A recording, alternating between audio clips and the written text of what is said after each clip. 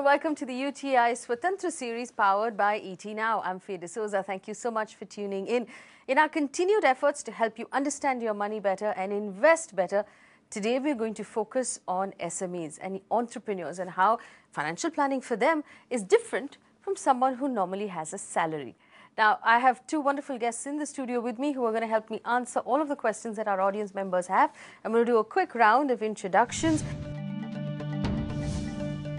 Vikas Agarwal is the head of Patliwala Karani Securities India.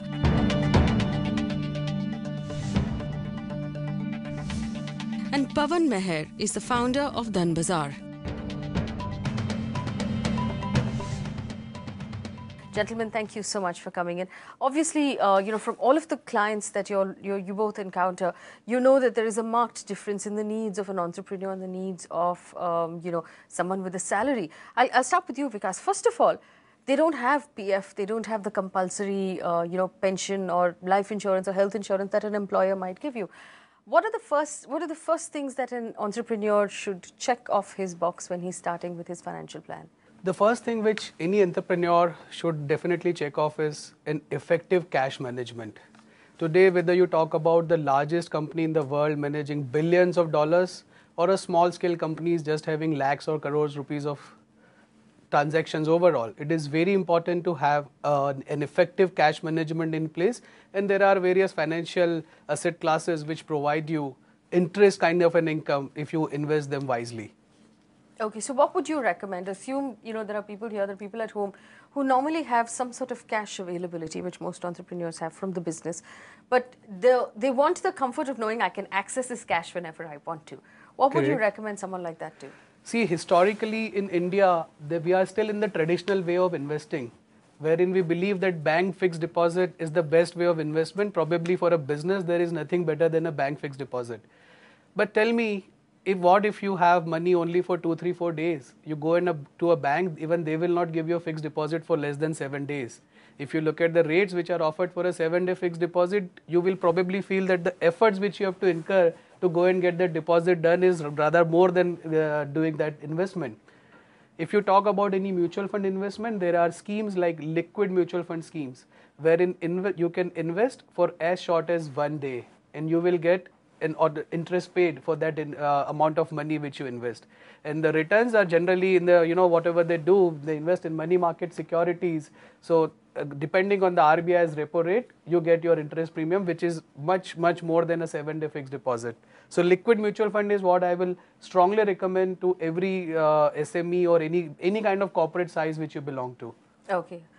I want to very specifically address the need of an emergency fund, because it's one thing to have liquid cash from the business that would need to go back to the business at some point.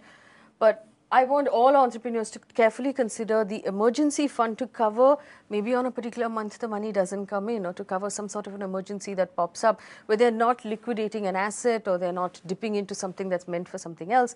Tell us how each of us needs to decide what that emergency amount needs to be when we're starting off. Yeah, definitely. Actually, if you look at it, when it comes to the entrepreneur, I would like to add more things, because I think there are many things for the entrepreneurs rather than the individual investor. Because I don't consider the risk profiles of the individual investors and any of the entrepreneur or a business owner.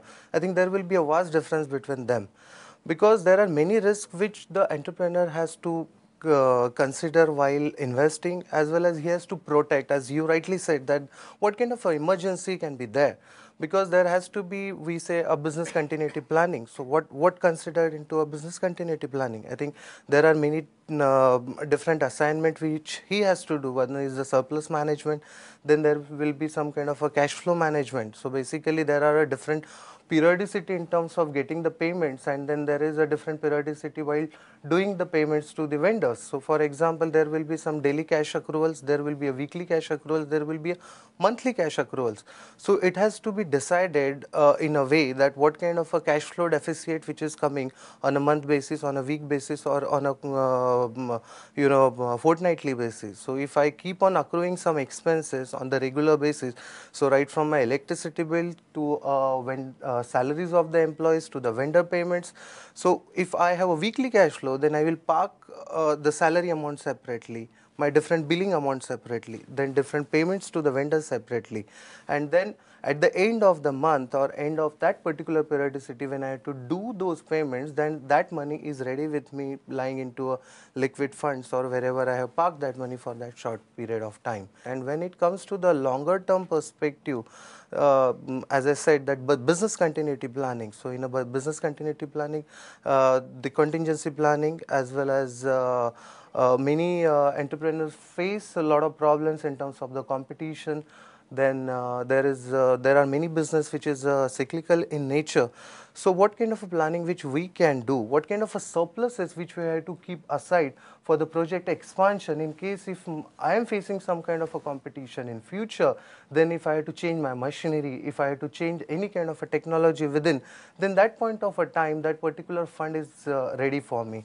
Then another side which I would like to highlight is like a asset. If I have a machineries, if I have some kind of a technology which I have, then naturally that technology keep on depreciating. So then what kind of a fund or a sinking fund if which I am creating on the regular basis, when that technology gets outdated, then that point of a time I have fund to infuse in my business and take care for. So that is what the related to the business, that is the most important thing which I personally feel the entrepreneur has to keep in mind. I'd like to take some questions from our audience members. Is there anybody who has a question? Yes.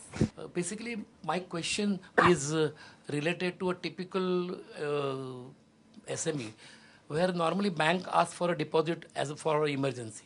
Then they charge some interest. They then calculate TDS and deduct that TDS. And then finally they will give some OD limit, CC limit, and everything they will keep on charging on doing it. What sorts of alternatives can you suggest to, because it is my money on which I am paying multiple amount of taxes or the charges to banks again and again and as a favor, which is a very thing which is creating a big problem for this thing, because he feels that safety, as madam said, safety for I have kept FD, but then that FD is already parked with the bank. Then he pays higher interest for other limits. So how can mutual fund or as an entrepreneur we get help from you? Yeah, certainly. Actually, if you look at it, I believe, I think fixed deposit, I'm not denying on the fixed deposit. There has to be asset allocation. And then another angle is the relationship management with your financer. So it is not a kind of a thing where even if you are not willing to give a fixed deposit and the bankers will allow you to do that. Of course, some kind of a portion you can always give it. And as you rightly said that, okay, you are already paying some kind of a OD interest rates, you are paying already some term loan is there. And that's why it is very crucial when you have a term loan. I think every business person would like to continue with the entire term irrespective of even if he is into a cash surplus. And that's what the kind of a point where you need to understand that, oh, okay, what is the principal payment term which is available for me? What is the surplus which is getting generated out of my business? And then the another aspect will be the interest payment. So first thing, if your business is already there into a surplus, then naturally the interest payment will be smooth. But then after that, whatever the principal which you have to pay over the period of that particular term, and if you are generating a surplus after investment of that loan which you have taken from the bank, then that point of time you have to make sure that particular surplus with a horizon in a mind, park into any of the scheme where your risk profile is getting matched. So that's where whenever the term is getting completed, that point of a time you will take that money and give it to the bank. Bank will be happy and will say, okay, I would like to increase your limit. So there are the instruments into a financial services industry where you can keep your credibility intact, where you can use it for the better returns over the period of time, and you can maintain a discipline of your business. And as you asked about the TDS being charged on your earnings, etc. So the way Ministry of Finance and the mutual funds work together, here there are two options which are available to every investors. Either you opt for an option wherein the mutual fund will deduct tax on your behalf and pay the tax-free incomes to you by way of dividends, or you can opt for a growth option wherein the onus of paying tax is on you. So if you have earned 100 rupees, then 100 rupees entirely belongs to you, nobody is going to deduct any tax or TDS on that. That will be a part of your short-term capital gain. All right, it's time for us to take a very quick break. When we come back, we'll answer more questions from our audience on what SME and entrepreneurs need to do to manage their money better. Don't go anywhere.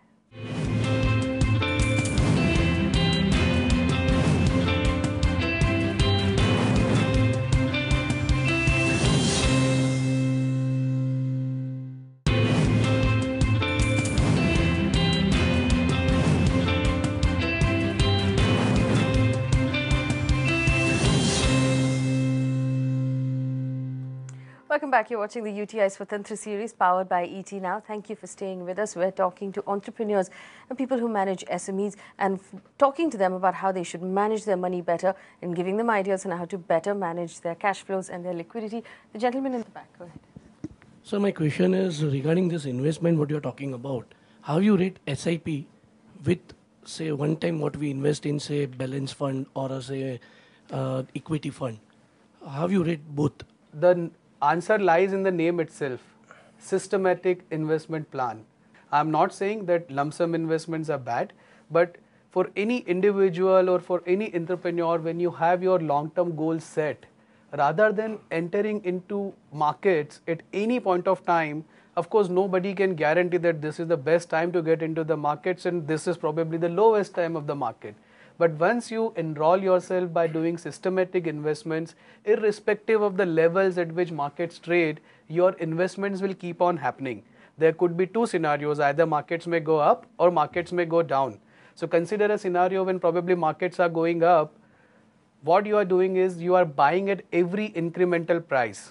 But at the same time, if markets may go down, you are keep on acquiring more and more units in terms of mutual funds or in terms of making fresh investments at a lower price. So your average cost is always keep on coming down.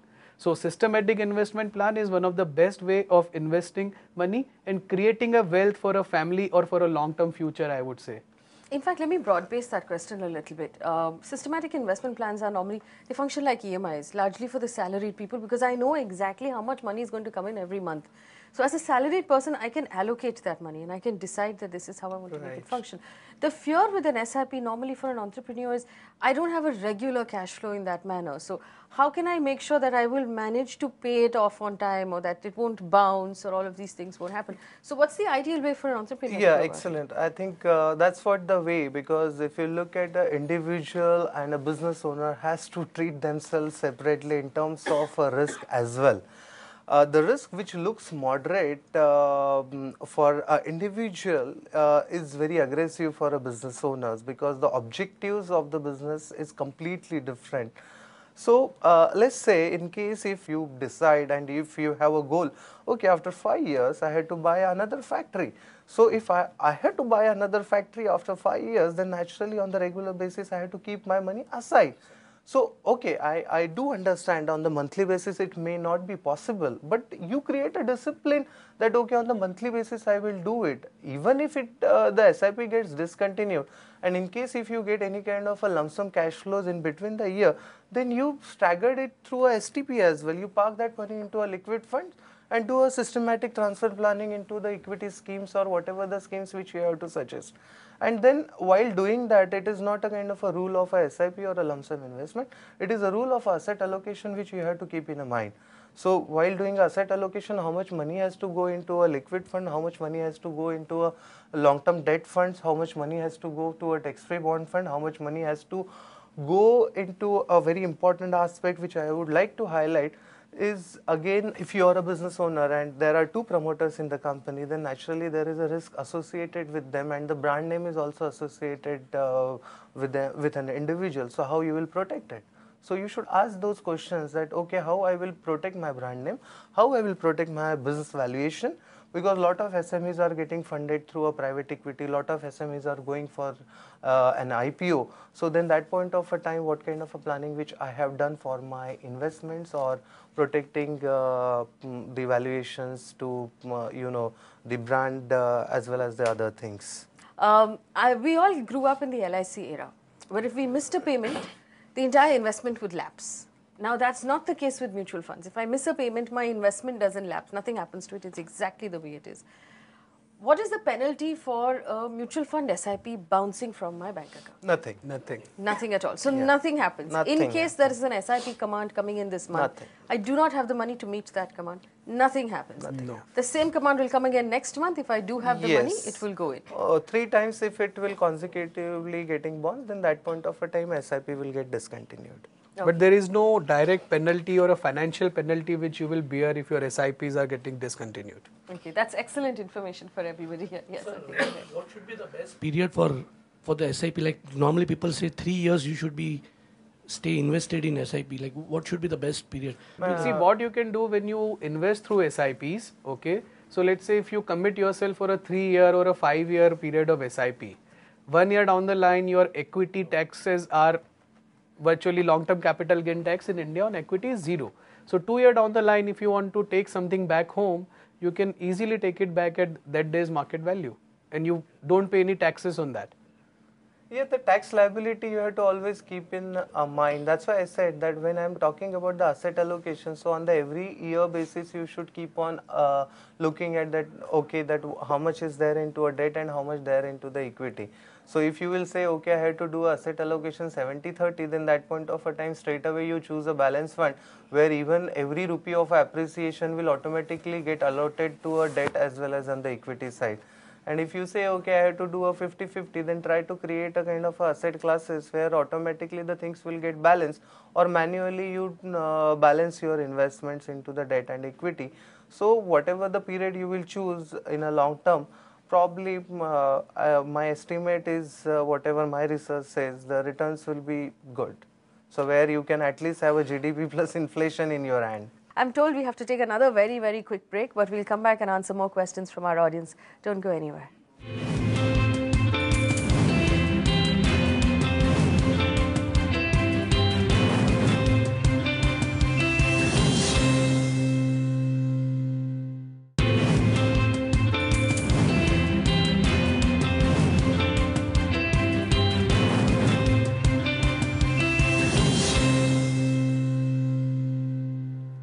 Welcome back. You're watching the UTI Swatantra series powered by ET Now. Thank you for staying with us. We still have a lot of questions that we would like to answer. The gentleman in the back, go ahead. Just earlier, some time ago, you said that we can invest even for 1 day. My brother runs SME. So generally, whenever I ask him about investment, he says like he has no time to manage investment for day to day, or even for if he has cash in excess for 10 days, 15 days.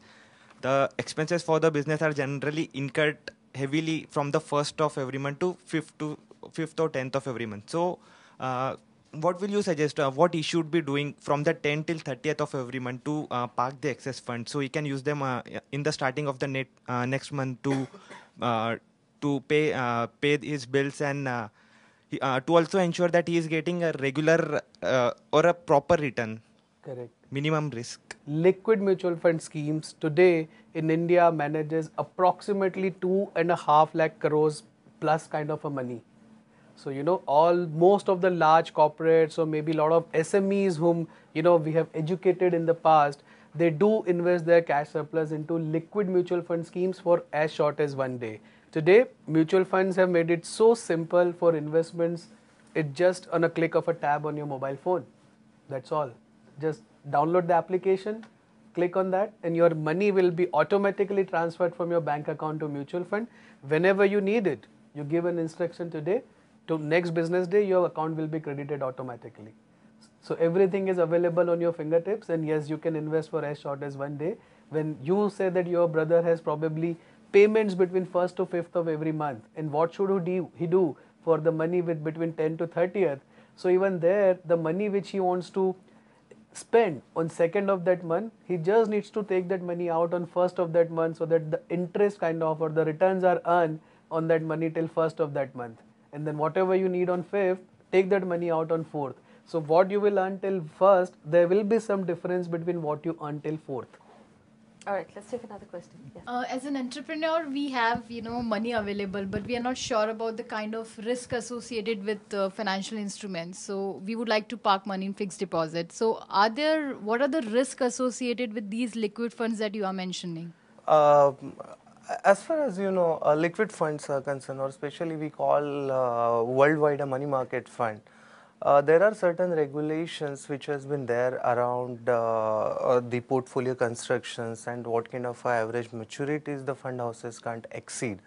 So I think that this will be very technical for you guys, but still I would like to say I think there are two risks which is associated with any of the investments on the debt side or whatever the portfolio constructions on the liquid fund happens. One is the interest rate risk and another is the credit risk.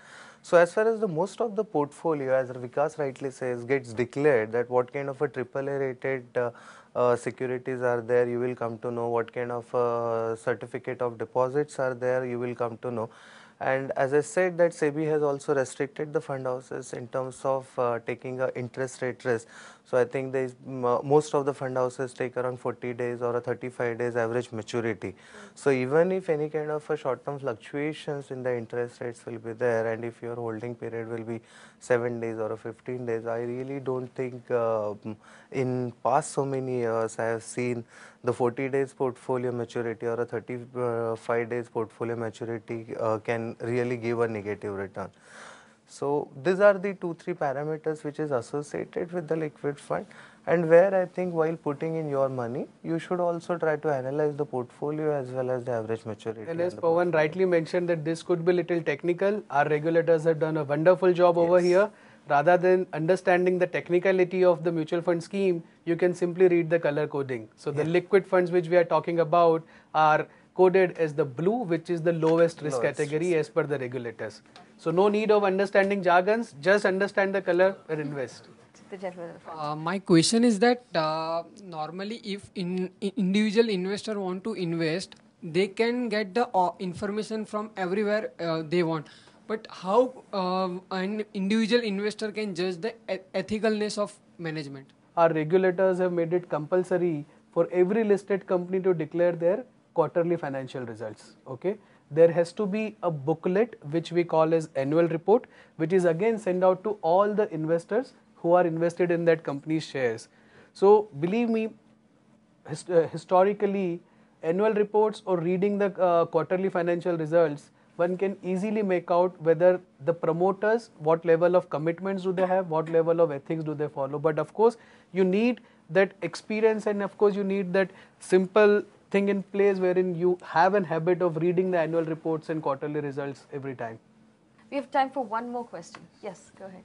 I wanted to ask, since you said that SIPs are there, like entrepreneurs sometimes get, like for example, we have repayment schedules for loan, we have balloon funding.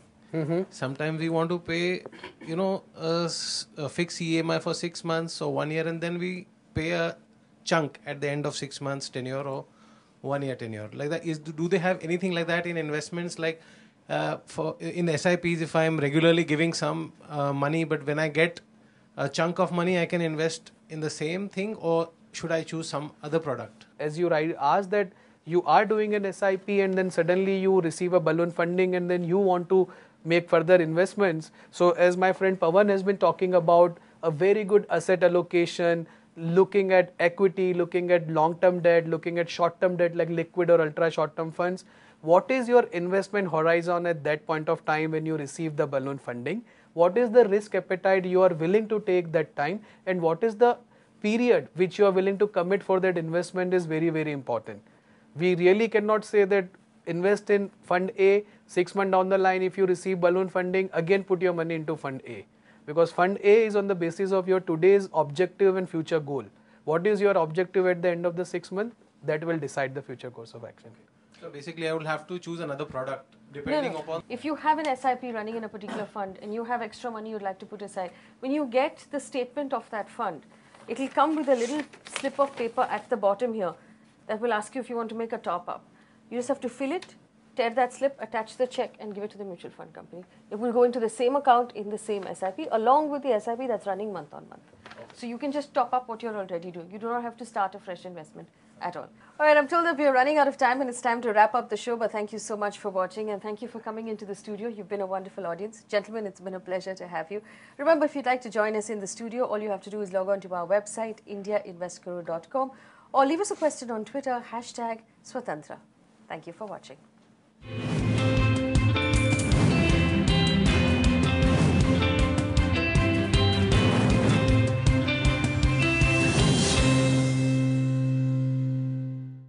brought to you by UTI Mutual Fund. हक एक बेहतर जिंदगी का.